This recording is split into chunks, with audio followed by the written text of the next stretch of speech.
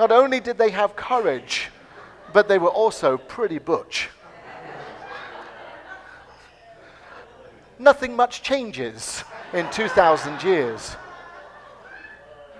So they got to the tomb that morning knowing that they were able to roll the stone away.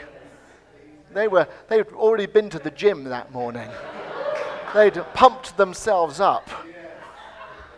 All right. And perhaps a little sad that when they got to the tomb that morning, the stone had already been rolled away because they were ready All right.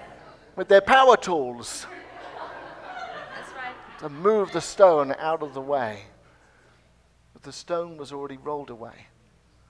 And as they entered into the tomb that morning, they found that Jesus' body had already gone.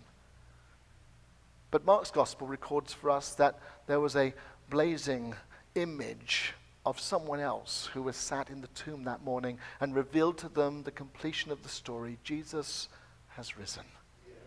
Jesus was no longer in the tomb, and Jesus had already gone to fulfill all that Jesus promised to fulfill. The risen Christ was gone.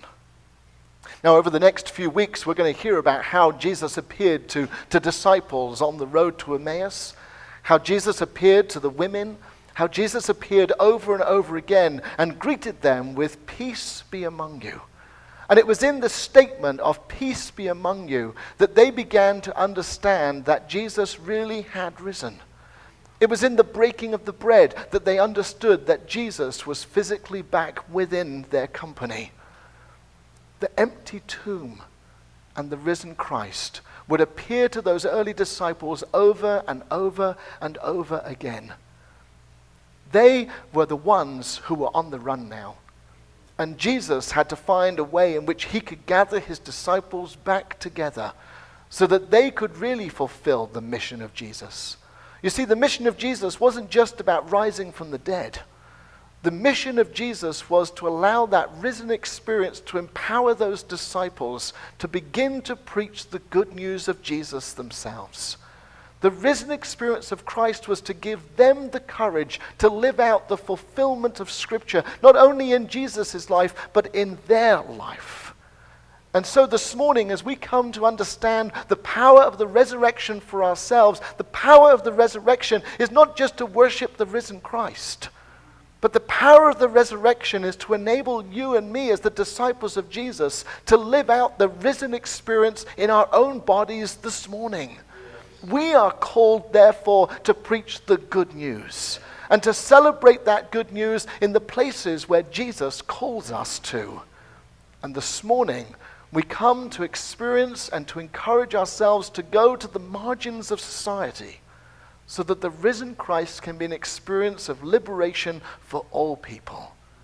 You know, there was something that struck me this morning. I was saying to Reverend Pat, sometimes when we look at our worship sermon series, and we look at our titles, and I want to thank Brad because he's the one that actually encouraged us to think about this sermon series for the next few weeks. But I was saying to Reverend Pat, when I was looking at this particular sermon series and I looked at the title of our sermon for this morning, I was in a little bit of a loss about where I should be taking this sermon. And I'm really conscious about allowing Spirit to talk to me. I try not to speak just from my own power, but to allow Spirit to speak to me about what is the real need for our people from this sermon series. And I was awoken at 4 o'clock this morning. Now, it may have been that I needed to take my medication at 4 o'clock. But for whatever reason is really not important, I was still awoken by Spirit at about 4 o'clock this morning. And Spirit reminded me of a piece of this story that so often gets forgotten. And that is that what happened for those disciples is that they returned to the places where they had once come from. Some went fishing. Some left town in fear of their own lives. Some boldly came to the tomb that day. But wherever they were, Jesus met them at their place on the journey and found them in the very place that Jesus had found them at the very beginning. They had returned to the margins of society. They weren't the rich and powerful. They weren't the Pharisees and the Sadducees of the day.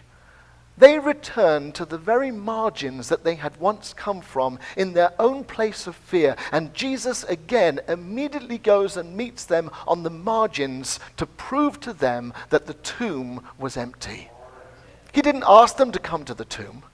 He didn't ask them to step into the tomb to find it empty, even though the two Marys did that morning. Jesus once again went out of his own way to go to the margins of society and to pull them back together.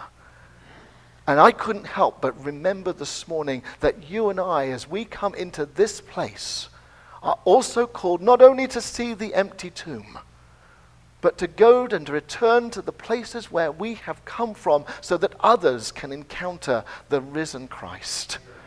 You know, something happens sometimes for Christians when we believe that we've experienced the risen Christ, and that is that we forget the places where we have come from.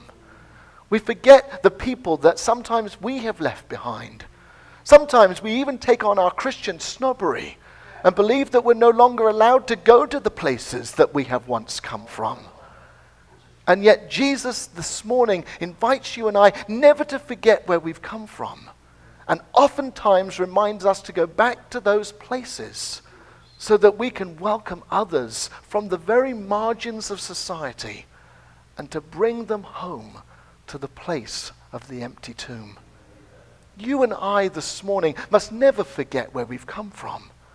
And you and I must at times return to those places so that others can journey with us and experience the risen Christ. I don't know, Brad, if that's what you anticipated from this sermon title this morning, but resurrection from the margins. I think of my own life and about where I've come from. And so easy it would be to deny that experience. Thank you, Reverend Pat, for showing that picture of me in high heels and stockings. Anyone would think that perhaps I was a drag queen once before. A previous existence, perhaps. But to remind ourselves that even I can go back to that place and to welcome in those who once believed. I truly believe that that is one of the unique experiences of Metropolitan Community Church of Los Angeles, is that we encourage our folks not to cut themselves off from their past, but to embrace their past and allow their past to really create the new creation that we are.